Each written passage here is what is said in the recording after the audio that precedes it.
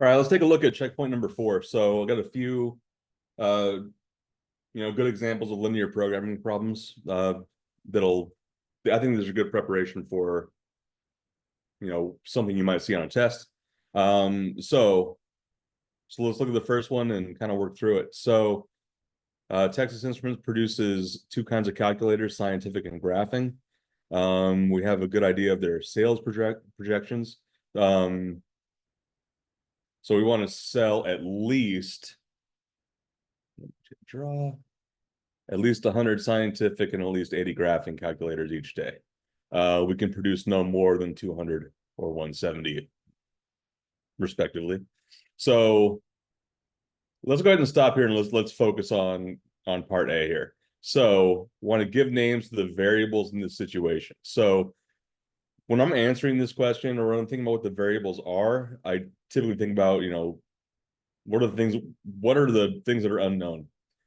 And in this case, I think what's unknown or what we're trying to figure out about is what are like how many of each kind of calculator are we gonna sell? So I'm gonna let X stand for the number of scientific calculators that we sell. And I'm gonna let Y stand for the number of graphing calculators. So I think those are, if you switch those, I think that's fine too, but I'm going to do X for scientific, Y for graphing. Next, I'm going to make a list of all the inequalities which are used here. So I think we already kind of hit a couple of them. So we want to make at least 100 scientific. So at least. So I think that I'm going to translate that to X is greater than or equal to 100. And at least 80 graphing. So that means that Y is greater than or equal to 80. We also have a maximum for those. So we can produce no more than 200. So I'm going to say that X is less than or equal to 200. And that Y is less than or equal to 170. So that's going to kind of create a box, like a window for, what we can make. In order to satisfy a shipping contract, at least 200 calculators must be shipped each day. So I'm not giving a type of calculator there. So that's a total. So if I add my calculators together, X plus Y, that needs to be at least 200. So let's keep on looking. Any other inequalities we can make? Each scientific calculator sold results in a $2 loss. So that's valuable information, but I don't think that goes into what my inequalities are. And each graphing calculator nets a profit of $5. Same, I think that information is useful, but I don't think it's going to fall into my inequalities here. So I think this is my complete list of inequalities. Now I want to graph these on the same coordinate plane. So I really encourage you all to be ready to, do these by hand and using technology. I'm going to do this first one more manually, and then for the next two, I'll kind of rely a little more on technology to help me out. So now let's graph these inequalities. So 1, 2, 3, 4, 5. So it looks like I have to be in the, first quadrant here. So let's think about what our scale should be. I think the x-axis doesn't make any sense to go bigger than 200. Y-axis, I'm going to do the same thing just to make it easier to graph. If my scales are the same, I think it's going to be easier to look at. So cut these in half. Maybe cut them in quarters. 50, 100, 150. Same on both scales here. Why is erasing not working? Okay. All right, so now let's start graphing inequalities. We know that X has to be greater than or equal to 100. So that's a vertical line at X equals 100. X has to be less than or equal to 200. So I got two vertical lines. I'm also going to have two horizontal lines because I have a minimum value of y and a maximum value of y. So y equals 80, y equals 170. So those are my first four inequalities, I believe. And let's actually throw the arrows in here to be clear about, what side of the inequality I'm looking at. So I think I have my X window there between 100 and 200 where I have to be. Also between y equals, what was it, 80 and 170. So that's what I was kind of saying before as we were, as I was writing down these inequalities. We have like this box that those four inequalities are going to describe. Now, what else? We also have x plus y equals 200. So what does that look like? I don't really like the idea of graphing that the way it is, so let's do this. Let's solve it for y. So y is going to be greater than or equal to negative x plus 200. So that's going to be a line of slope -1, y-intercept of 200. I believe x-intercept is also 200. So let's try to graph this as carefully as I can.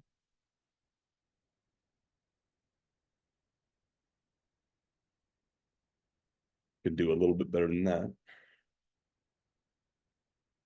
Actually, so I'm a little off, but here's why I'm going to go with this. I don't really care what's going on below this line because I want y to be greater than or equal to this. So what does this tell me? Basically, I don't care what's happening down here, around the x-axis. So I think we have our feasible region. I'm not going to shade it in because I think that clutters things. But I am going to kind of highlight, in darker lines what my feasible region is here. So here's my feasible region. I've also asked you to label each of the corner points. So how do I find the corner points? So first we should probably look at how many corner points there are going to be. So I see 1, 2, 3, 4, 5. So that's a lot of points. But luckily, a lot of these are going to have coordinates that are kind of easy to pluck out because they are, sorry, I shouldn't say easy, but like, we don't, if we take note of what the lines are, like what the intersection of the lines, we can kind of do this without calculating. So the first one is an example of that. So what are the two lines that are crossing at point number 1 there? That's x equals 100 and y equals 170. So that gives me a value of 100, 170. So I believe points 1, 2, and 3 are going to be like that. So what lines are crossing to intersect at point 2? That's y equals 170 and x equals 200. So 200 and 170. And then point 3 is, what was this lower value? 80. So 280. Point 4 and point 5, we're going to have to do some calculation to get. So for point 4, what two lines are intersecting there? So one of them is going to be y equals negative x plus 200. That's the diagonal line here. The other one's going to be y equals 80. So if I put those together, I get 80 equals negative x plus 200. If I start moving things around, I get 80 plus x equals 200, or x equals 120. So that point is x equals 120 and y equals 80. Point number 5. So what two lines are crossing there? So it's a vertical line, so that's x equals 100. And again, our diagonal line there is negative x plus 200. So y equals negative x, so negative 80. plus 200. So that is, instead of 120.80, that is 80.120. All right, so I have all my corner points. So I believe that D is done. So here's my feasible region in here, and the corner points are these 5 things that I've written down. So now what do I want to do? Under what conditions will Texas Instruments maximize its daily profit? So we haven't written down how we even calculate daily profit. So let's do that. Profit is going to be equal to what? So where do we get that information?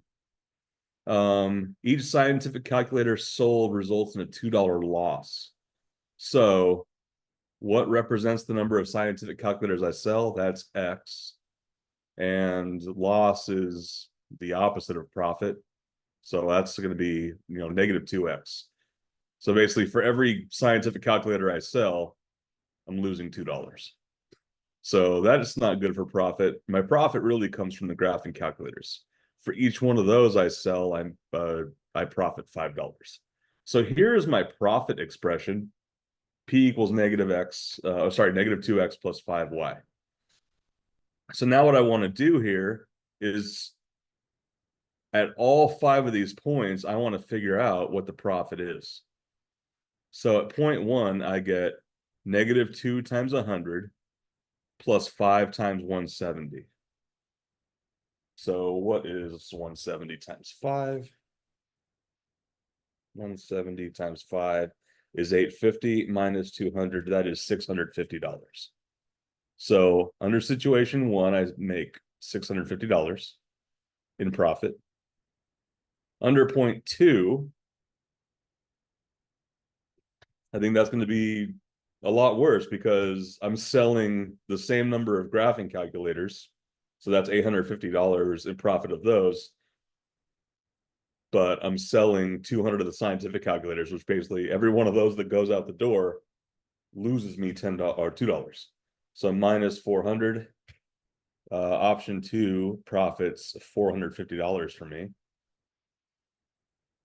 So I think I can eliminate 2. What about 3? 3 should be even worse because I'm selling a bunch of scientific calculators and even fewer graphing calculators. So under situation 3, I have negative $400 from the scientific calculators plus 5 times 80. That's also 400. So under situation 3, I break even. That is not a good recipe for success in your business. So moving on to 4. So in situation 4, I sell 120. So here's one thing I want to do for you. I'm not even going to calculate 4. And the reason I'm not going to calculate 4 is this.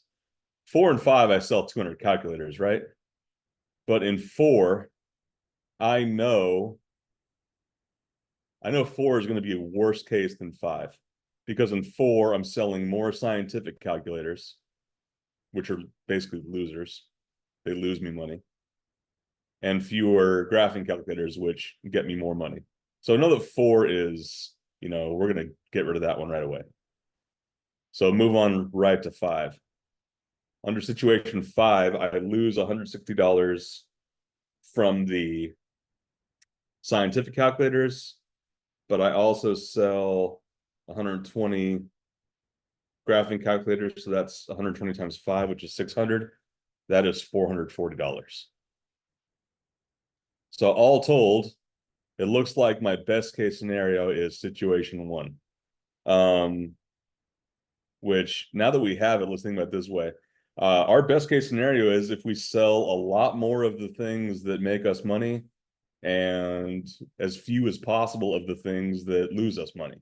So in this case, that's going to be, if I sell the maximum allowable graphing calculators and the fewest allowable scientific calculators. So that's situation 1, which is right there.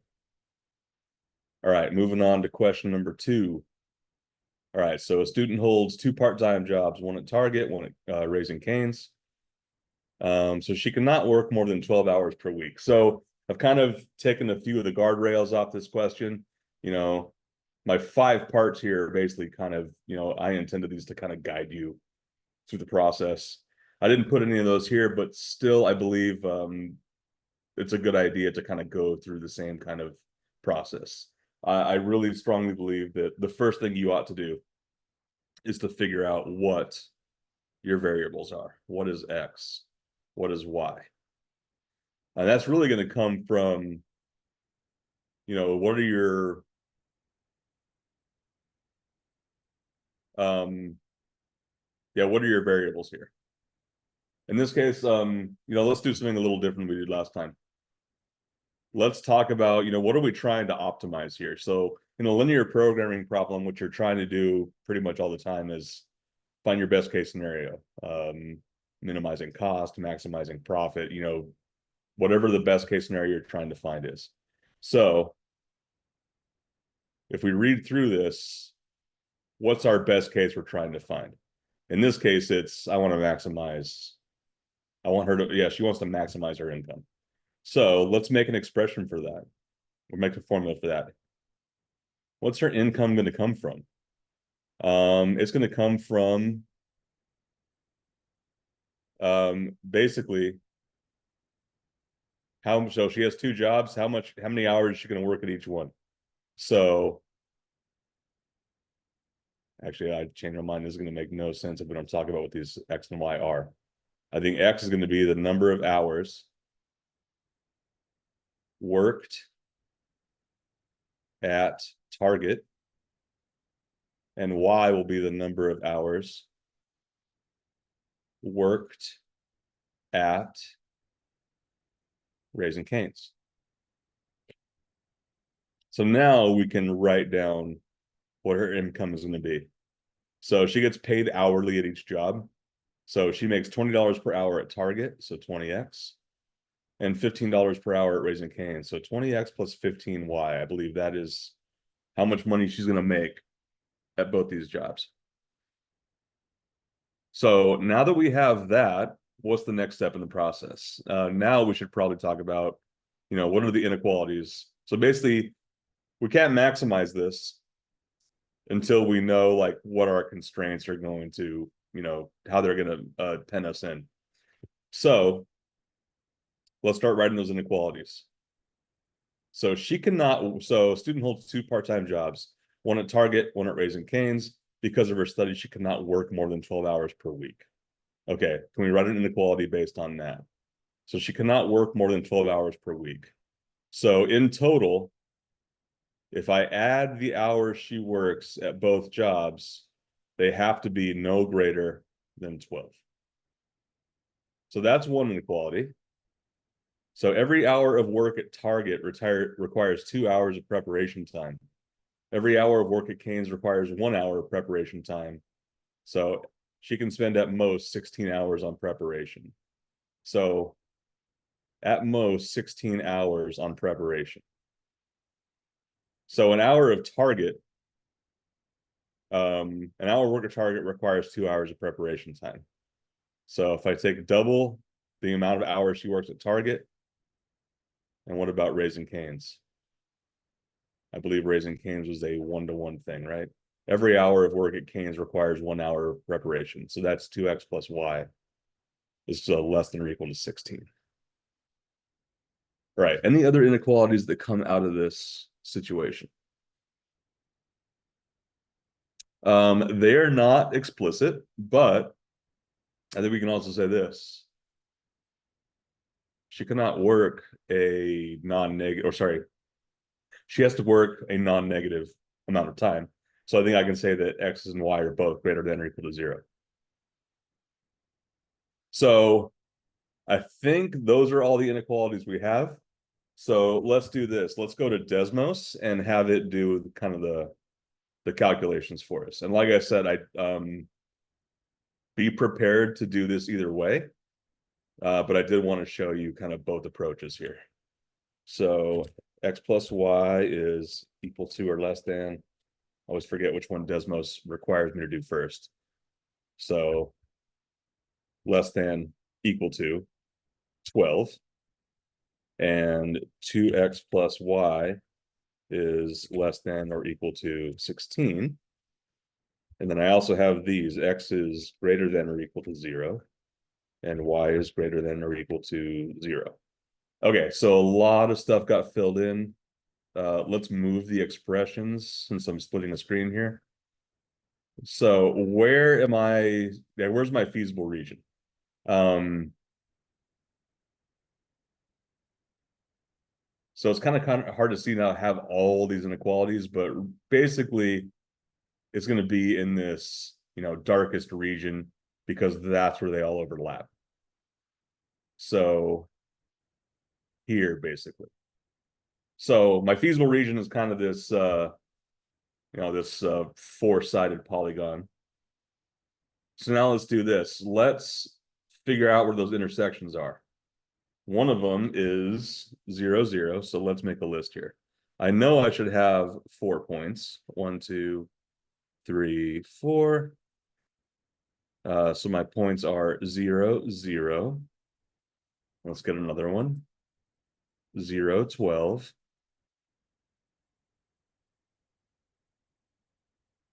Next one is 4, 8.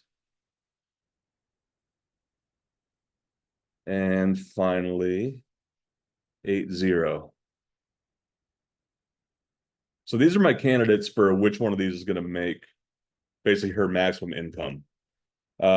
Hopefully the first one, if she doesn't work at all, she makes no money. That one's going to be thrown out. What about for 2? She works 12 hours. So she works all 12 of her allowable hours at Raising Cane's. That's 12 times 15. That is $180. What about if she works 4 hours at Target? That's $80 plus 8 hours at Raising Cane's. 8 times 15 is 120. That's a total of 200. So that's our current leader. And then lastly, if she works 8 hours at Target only, that is going to be $160. So my best case scenario here is 4 hours at Target, 8 hours at Raising Cane's. That gives her an income of, I think I said profit several times. Really, in this case, it's just income. There's no losses that we're being asked to factor in here. So that is a income of $200.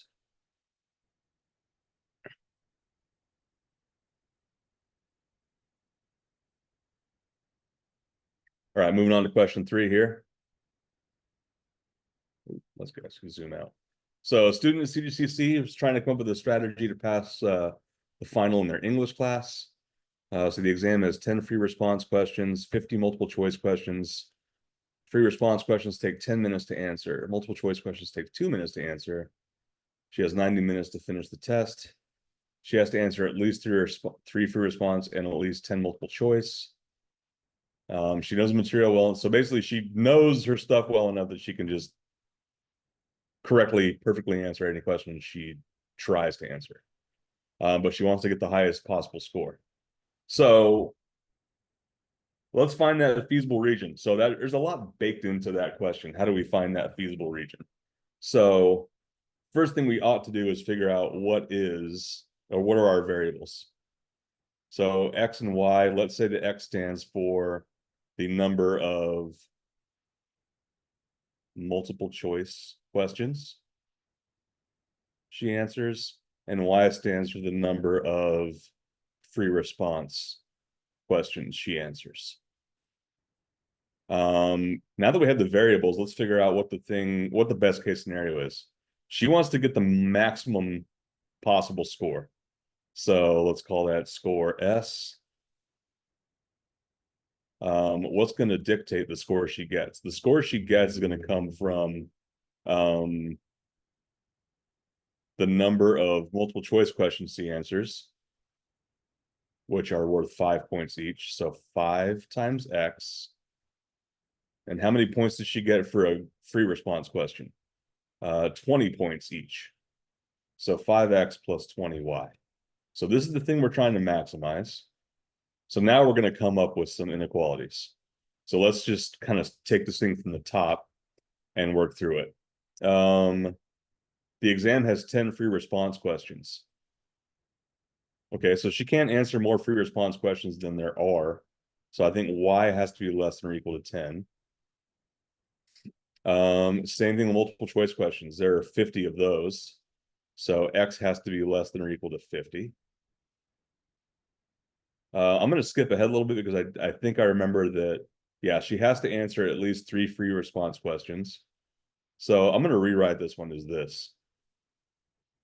3 is less than or equal to y, which is less than or equal to 10.